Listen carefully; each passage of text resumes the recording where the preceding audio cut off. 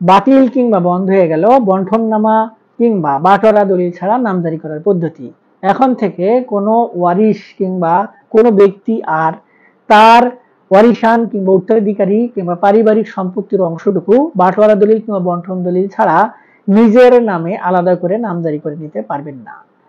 কেন পারবেন না এবং কি কারণে পারবেন না, এবং যদি না পারেন তাহলে বিকল্প পদ্ধতি কোনো কিছু রয়েছে কিনা, কিংবা কিভাবে তাদের নামে নামজারি করে নেবেন, আজকের এই ভিডিওটিতে এই সকল বিষয় নিয়ে বিস্তারিত আলোচনা করব। সুপ্রিয় ভিউয়ার্স, ভিডিওর বিষয়বস্তু বুঝতে গেলে ভিডিওটি মনোযোগ সহকারে দেখতে হবে। আর দেখার পর যদি ভালো লাগে, আরো কোনো ভিডিও দেখার আগ্রহ জন্মায়, তাহলে আমাদের চ্যানেলটি সাবস্ক্রাইব করে রাখতে পারেন। আর পরবর্তী ভিডিওর নোটিফিকেশন পেতে পাশে থাকা বেল আইকনটি চেপে দিয়ে রাখবেন। আসসালামু আলাইকুম সুপ্রিয় ভিউয়ার্স, কিছুদিন আগে ভূমি মন্ত্রণালয় থেকে একটি প্রজ্ঞাপন জারি করা হয়েছে। সেই প্রজ্ঞাপনে দুইটি বিষয়কে অত্যন্ত গুরুত্ব দেওয়া হয়েছে, এবং এই দুইটি বিষয়ই হচ্ছে ওয়ারিশান সম্পত্তি কিংবা পারিবারিক সম্পত্তি বিষয়ক।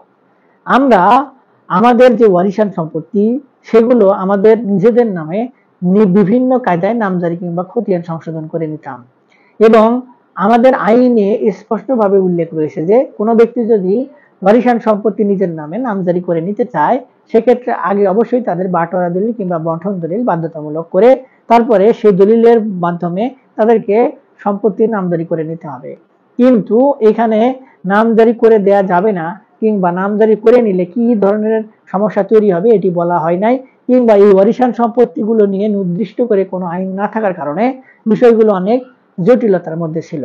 এর কারণেই অনেক ওয়ারিশরা তাদের পছন্দ মতো সম্পত্তি জবরদখল করে নিজেদের নামে অর্থ খরচ করে নামজারি খতিয়ান সংশোধন করে নিয়ে ভোগ দখল করতেন।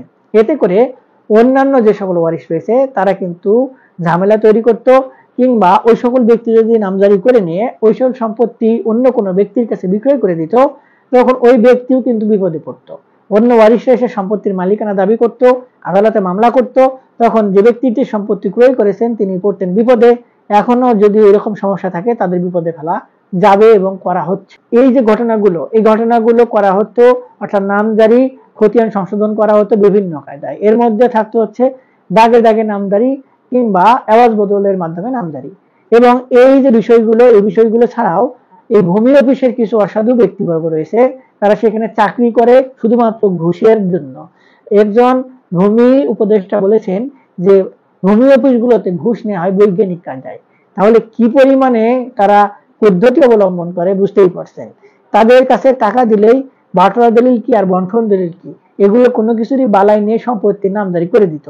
পরবর্তীতে কি হতো না হতো সেটির জন্য তাদের যেহেতু জবাবদিহিতা করতে হয় না, সেক্ষেত্রে তারা সেই বিষয়গুলো মাথায় নিত না, নামজারি দেদা ছেড়ে দিত, একদিনের মধ্যে আপনার টাকা দিলে নামজারি সম্পন্ন হয়।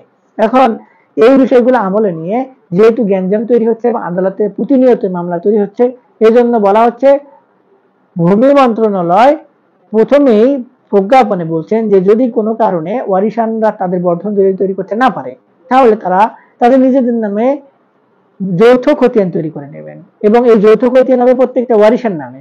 কে কতটুকু অংশ পাবেন সেটি উল্লেখ থাকবে, কিন্তু কোন দাগে ভোগ দখল করবেন সেটি উল্লেখ থাকবে না। বাটোয়ারা দলিল বন্টন দলিল নাই, নামজারি করে ফেলুন, সমস্যা নাই, কিন্তু নামজারি ছাড়া থাকা যাবে না। কোনো ব্যক্তি বাটোয়ারা দলিল ছাড়া নিজের নামে আলাদা করে খতিয়ান সংশোধন করতে পারবেন না, কিংবা নামজারি করতে পারবেন না, এবং ভূমি অফিসগুলো করে দিতে পারবে না। এ বিষয়ে কঠিনভাবে হুঁশিয়ারি দেওয়া হয়েছে। দ্বিতীয়ত আসে যে সকল ব্যক্তি নিজের নামে নামজারি খতিয়ান করে নিতে চান, তাদেরকে অবশ্যই বাটোয়ারা দলিল বাধ্যতামূলক লাগবে, এবং এই বাটোয়ারা দলিল বাধ্যতামূলক লাগবে অবশ্যই সকল ওয়ারিশদের সম্মতিতে। আপনি 4-5 জন ওয়ারিশের মধ্যে 2-3 জন ওয়ারিশকে সঙ্গে নিয়ে নামজারি করার জন্য বাটোয়ারা দলিল তৈরি করলেন, ধান্দাবাজি করে ভূমি অফিসে গেলেন, সেখানে নামজারি করে নিয়ে আসলেন, সেটি হলেও চলবে না, বাতিল হয়ে যাবে। আপনাকে প্রতারণার দায়ে সর্বোচ্চ 7 বছরের জেল জরিমানা ব্যবস্থাও কিন্তু রাখা হয়েছে, এবং ভূমি অপরাধ প্রতিরোধ এবং প্রতিকার আইন কঠোরভাবে এই বিষয়গুলো বাস্তবায়নের সিদ্ধান্ত দিয়েছে। তাহলে ভূমি অফিস কি করবে? আপনি যদি নামজারি করে নিতে চান, আলাদা করে খতিয়ান সংশোধন করে নিতে চান, সেক্ষেত্রে আপনাকে বাটোয়ারা দলিল অবশ্যই সাবমিট করতে হবে। যদি কোনো কারণে সেগুলো না করেও আপনি নামজারি খতিয়ান সংশোধন করে নিতে পারেন কিংবা করে দেওয়া হয়, তাহলে এই বিষয়টি যদি আদালতের শরণাপন্ন হয় এবং ওই যে ব্যক্তিরা এই কাজটি করে দিয়েছে তাদের বিরুদ্ধেও আইনগত ব্যবস্থা আনার ব্যাপারেও হুঁশিয়ারি দেওয়া হয়েছে, এবং বলা হয়েছে যে ভূমি অফিসের কর্মকর্তারা এখন থেকে তাদের ঊর্ধ্বতন কর্মকর্তাকে বিষয়গুলো নিয়ে জবাব দিতে করবে। আগে তাদেরকে সাসপেন্ড করে চাকরিচ্যুত করা হবে, তারপরে বিচার করা হবে যে ঘটনাটি আসলে কতদূর সত্য। এই যে বিষয়, এই বিষয়টি কিন্তু এখন বাস্তবায়নের সিদ্ধান্ত নেওয়া হয়েছে। তাই সুপ্রিয় ভিউয়ার্স, আপনারা যারা নামজারি কিংবা খতিয়ান কোনোভাবে বাটর দলিল কিংবা বন্টন দলিল ছাড়াই করে ফেলেছেন কিংবা করে ফেলানোর চিন্তা করছেন, তাদের জন্য কিন্তু এই পদ্ধতিটি বাতিল হয়ে গেছে। এখনো যারা করছেন তারা কিন্তু ভুল করছেন। কোনোভাবে এই বিষয়টি যদি আদালতে শরণাপন্ন হয় তাহলে কিন্তু আপনাদেরকে কঠিন শাস্তির আওতায় নিয়ে আসা হবে।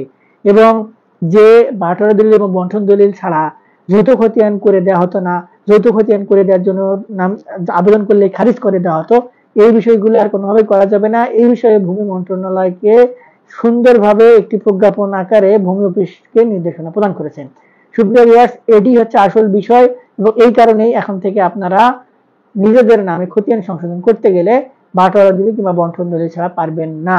যদি করে ফেলার চেষ্টা করেন তাহলে করতেই পারবেন, সেটি পরবর্তীতে বাতিল হয়ে যাবে এবং আপনিও শাস্তির আওতায় আসবেন।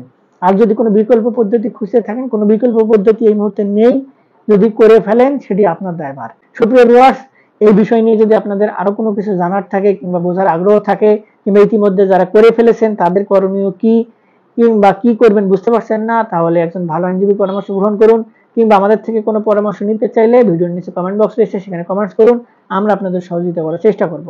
আজকে এই পর্যন্তই, দেখা হবে সামনে নতুন কোনো ভিডিওতে। ততদিন পর্যন্ত ভালো থাকবেন, ধন্যবাদ।